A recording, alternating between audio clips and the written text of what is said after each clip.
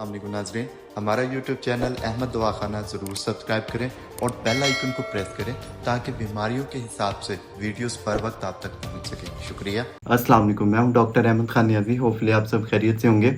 आज के इस वीडियो के अंदर डिस्कस करेंगे माउथ अल्सर यानी कि मुंह के अंदर छाले निकलना।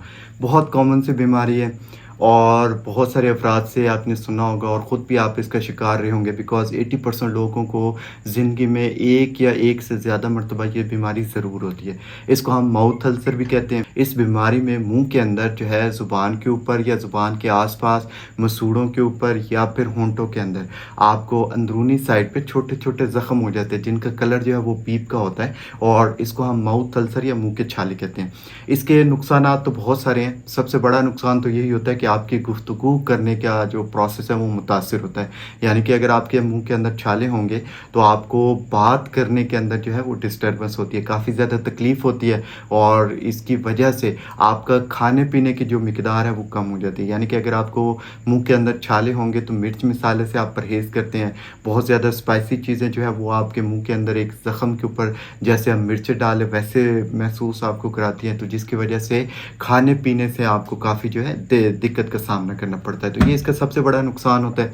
इसके अलावा हमेशा याद रखिए कि जो मुंह के छाले हैं अगर ये मुख्तलिफ़ जगहों पे निकल रहे हैं यानी कि कभी ज़ुबान पे कभी मसूड़े पे तो फिर तो इट्स ओके, यानी कि ये एक नॉर्मल बीमारी है जो कि किसी भी वजह से हो सकती है। आगे हम इसकी वजूहात भी जानेंगे कि आपको माउथ अल्सर जो है वो होता किस किस वजह से।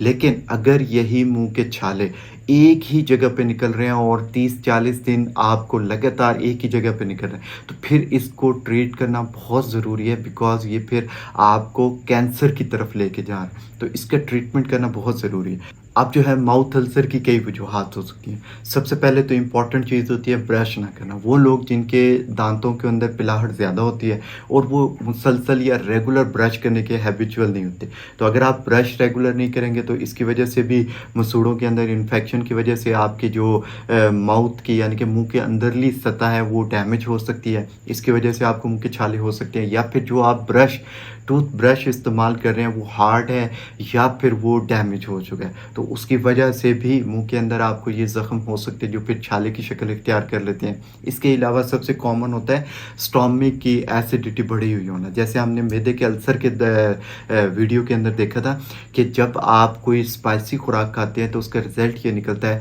कि आपका दिमाग जो है वो स्टोमक के अंदर ऐसा ही तेज़ाब जो है वो एक्सक्रीट करता है जो कि उस खुराक को हज़म करने के लिए काफ़ी होता है। तो अगर आप कोई स्पाइसी खुराक खाते हैं और आपके मैदे की एसिडिटी बढ़ती है तो उसकी वजह से आपके मुंह के अंदर छाले जो है ये हो सकते हैं। ये बेसिकली स्टोमक की हीट की थर्ड कैटेगरी होती है। पहली में तो आपका स्टोमक खुद से हीट अप होता है जिससे आपको मैदे का अल्सर हो सकता है, मैदे के अंदर एसिडिटी तेज़ाबियत हो सकती है, उल्टी सी वोमिट से फील हो सकती है, गैस बनने का प्रोसेस तेज़ हो जाता है या फिर आपको कॉन्स्टिपेशन हो जाती है।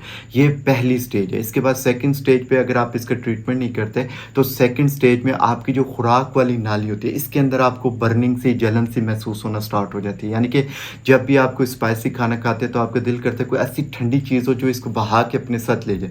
ये बेसिकली स्टोमक की हीट की सेकंड कैटेगरी होती है। अब थर्ड स्टेज क्या है? थर्ड स्टेज के अंदर भी जब आप इस एसिडिटी का स्टोमक की एसिडिटी यानी कि इसकी जो भाप है इसका आप जो है ट्रीटमेंट नहीं करते तो देन यही सी भाप की वजह से आपके मुंह की जो अंदर वाली सतह है ये डैमेज हो जाती है और वो छालों की शक्ल में फिर आपके नमूदार होती है। अब इसमें मैदे की जो तेज़ाबियत है ये सबसे इम्पॉर्टेंट है, तो इसके लिए मैदे की तेज़ाबियत जो है वो एक बहुत बड़ी वजह है माउथ अल्सर की। इसके बाद आपके कुछ ऐसी खुराकें हैं मिर्च मसाला जिनके अंदर तेज़ होता है, तो ये मिर्च मसाला तेज़ खाने वाली खुराकों की वजह से भी आपके मुंह के अंदर छाले जो हैं वो बन सकते हैं। इसके अलावा कुछ स्पाइस हैं, मसाला जात है जैसे काली मिर्च हो गई, लौंग हो गया, दारचीनी हो गई, अगर आप इनका इस्तेमाल खाने के अंदर ज़्यादा करते हैं तो देन भी ऐसे अफराद के मुंह के अंदर छाले निकलने की जो रेशो है वो नॉर्मल अफराद की निस्बत ज़्यादा होती है। तो ये एक कॉमन वजह है, इसकी वजह से आपके मुंह के अंदर छाले हो सकते हैं। इसके अलावा कुछ ऐसे विटामिन्स हैं जैसे विटामिन B12 कम्प्लेक्स है, इसकी डेफिशिएंसी होने की वजह से, कमी होने की वजह से आपके मुंह के अंदर छाले हो सकते हैं। इसके अलावा फोलिक एसिड की अगर आपकी बॉडी के अंदर कमी होगी तो देन भी आपके मुंह के अंदर जो छाले बनने की रेशो होती है वो ज़्यादा होती है। इसके अलावा अगर आपकी छोटी या बड़ी आंत के अंदर स्वेलिंग होती है यानी कि सोजिश होती है तो इसकी वजह से भी ये बीमारी लीड करती है मुंह के अंदर छालों को, यानी कि मुंह के अंदर जो माउथ अल्सर है इसके बनने की वजह आपकी छोटी या बड़ी आंत के अंदर स्वेलिंग भी हो सकती है। अब इसके बाद एक और बहुत कॉमन वजह होती है, वो होती है मुंह के अंदर अगर आप जो है ब्रेसेस वगैरह लगवाते हैं या मसनूई दांत वगैरह लोग लगवाते हैं, उनके अगर मटेरियल अच्छा नहीं होगा तो उसकी वजह से मुंह के अंदर इन्फेक्शन पैदा होना स्टार्ट हो जाएगा। अगर उनकी कोई कॉर्नर या ऐसा टूटा हुआ होगा तो वो भी मुंह के अंदर लगना स्टार्ट हो जाता है, जिसकी वजह से हल्का सा जख्म बनता है, फिर वो मुंह के छाले की जो शक्ल है वो इख्तियार कर लेता है। इसके बाद जो सबसे कॉमन वजह होती है ये उन लोगों के अंदर ज़्यादा होता है जो चाय का इस्तेमाल ज़्यादा करते हैं। चाय भी जो है आपकी मैदे के अंदर जो एसिडिटी है इसको बढ़ाती है, तेज़ाबियत का बायस बनती है। बहुत सारे लोग जो है टेंशन को रिलीज़ करने के लिए चाय का इस्तेमाल ज़्यादा करते हैं, लेकिन चाय जो है ये बेसिकली टेंशन रिलीज़ नहीं करती बल्कि ये आपके स्टोमक के अंदर मज़ीद एसिडिटी बढ़ाती है और एसिडिटी जो है लीड करती है एंजाइटी, डिप्रेशन और टेंशन को। इसके अलावा वो लोग जैसे यंग जनरेशन को एग्ज़ाम की टेंशन होती है, अगर आपके एग्ज़ाम होने वाले हैं तो नौजवान नस्ल को जो स्टूडेंट तबका है इनको एग्ज़ाम की टेंशन ज़्यादा होती है, तो इस वजह से भी आपके मुंह के अंदर जो है टेंशन ज़्यादा लेने की वजह से भी आपके मुंह के अंदर छाले बन सकते हैं। एंजाइटी, डिप्रेशन, टेंशन ये एक बहुत बड़ी वजह है। जैसे कुछ लोगों को बिज़नेस की, कुछ लोगों को जॉब्स की टेंशन होती हैं, तो ऐसे दिनों के में भी जब आप टेंशन ज़्यादा लेते हैं या एंजाइटी या डिप्रेशन का शिकार होते हैं तो आपके मुंह के अंदर छाले बनने की जो रेशियो है वो बढ़ जाती है। यानी कि अगर आपको इन दिनों नहीं भी होंगे तो आने वाले 1 से 2 वीक के अंदर आपके मुंह के अंदर छाले जो है वो नमूदार होना स्टार्ट हो जाए। अब इस वीडियो के अंदर जो सबसे इम्पोर्टेंट पार्ट है वो ये है कि आपने कभी भी अपने मुंह के छालों को लाइट नहीं लेना, बिकॉज ये अगर तो जैसे हमने पहले डिस्कस किया कि एक ही जगह पे निकल रहे हैं तो देन ये मुंह के कैंसर का आपको जो है मर्ज लाक हो सकता है। तो इसलिए जब भी आपको अगर मुंह के छाले निकल रहे हैं वो अगर डिफरेंट जगहों पे निकल रहे हैं तो मैदे की तेज़ाबियत को कंट्रोल करें, जो जो चीज़ें बताई हैं इनसे परहेज़ करें। लेकिन अगर एक ही जगह पे एक ही स्पॉट के अंदर छाला निकल रहा है और वो मुसलसल 30 से 40 दिन आपको निकल रहा है तो देन इसका ट्रीटमेंट करवाना बहुत ज़रूरी है। आप इसके लिए डेंटिस्ट से भी कंसल्ट कर सकते हैं और मेडिकल स्पेशलिस्ट से भी कंसल्ट कर सकते हैं, तो इंशाल्लाह इसके हवाले से ट्रीटमेंट कीजिए, ये बहुत ज़रूरी होता है। फिर इसके ट्रीटमेंट की तरफ आएँ तो सबसे पहले जो चीज़ों से हमने देखा है कि हमारे मुँह के छाले बढ़ रहे हैं, जैसे अगर आप दांतों को ब्रश नहीं करते तो दांतों को प्रॉपर ब्रश करना स्टार्ट करें, रात को सोने से पहले ब्रश करें, सुबह उठने के बाद ब्रश करें। इसके बाद अपने मुंह को जो है वो एक अच्छे टूथपेस्ट के साथ और अच्छे ब्रश के साथ जो है साफ़ करें, तो ये भी बहुत इंपॉर्टेंट है। इसके ज़रिए भी आप अपने इस मसले को जो है वो हल कर सकते हैं। इसके बाद मैदे की तेज़ाबियत का ट्रीटमेंट करवाएं। अगर आपके आंतों के अंदर सोजिश है तो उसका आप ट्रीटमेंट करवाएं। इसके मैदे की ठंडक के लिए ऐसी मेडिसिन या ऐसी खुराक लें, जैसे हम कच्ची लस्सी, गर्मी का सीज़न है तो आप इसमें दूध, दही का इस्तेमाल ज़्यादा करें और दूध के अंदर भी स्पेशली जब मुंह के छाले निकले हों तो कच्चा दूध अगर आपको ख़राब नहीं करता तो कच्चा दूध इस्तेमाल करें। ये मैदे की एसिडिटी, तेज़ाबियत को कम करता है, उससे भी इंशाल्लाह आपके छालों में काफ़ी जो है रिलीफ आपको मिलता है। इसके बाद दही का इस्तेमाल ज़्यादा से ज़्यादा करें। कच्ची लस्सी का सीज़न है, आप जो है कच्ची लस्सी का इस्तेमाल जो है ज़्यादा से ज़्यादा करें, जिसको बनाना नहायत ही आसान है।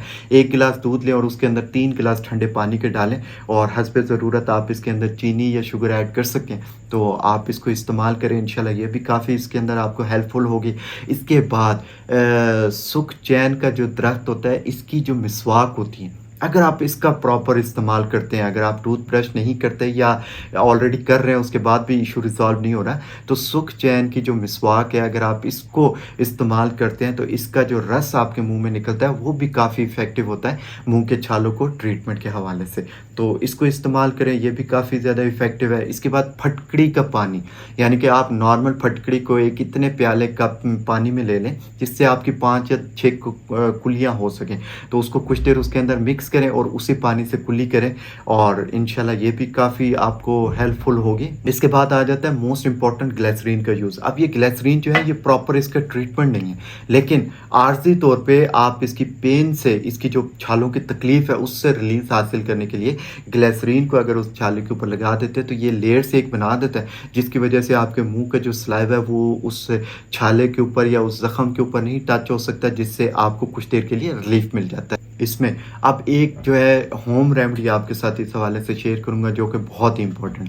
डेली रात को एक दूध का गिलास लें, उसके अंदर 1 चम्मच जो है इसबगोल का छिलका डालें अच्छी क्वालिटी का, 1 चम्मच जो है तुह मलंगे का डालें और 1 चम्मच जो है गोंद कतीरे के डालें। इसको मिक्स करके फ्रीज़र के अंदर ठंडा करने के लिए रख लें। सुबह जब आप उठें तो निहार मुँह इसी दूध के गिलास को आप मिक्स करके दोबारा से मिक्स करके पी लें। तो 1 गिलास जो है सुबह नाश्ते से 1 घंटा पहले निहार मुँह पिएँ और 1 गिलास जो है रात के खाने के बाद सोने से पहले आप इस्तेमाल कर लें। तो इंशाल्लाह ये भी एक बेस्ट रेमेडी है आपके मैदे को कूल डाउन करने के लिए। आप ठंडी चीज़ों का इस्तेमाल ज़्यादा से ज़्यादा करें तो ये उसमें से एक रेमेडी है। आप अपने मैदे को कूल डाउन करें, जैसे ही आपका मैदा कूल डाउन होगा बहुत हद तक आपके मुँह के छाले जो हैं ये इससे आपको रिलीफ मिल जाएगा। इन रेमेडीज़ को इस्तेमाल करें और दुआ में याद रखिएगा। अपना बहुत सारा ख्याल रखिए। Thank you so much. अल्लाह हाफ़िज़।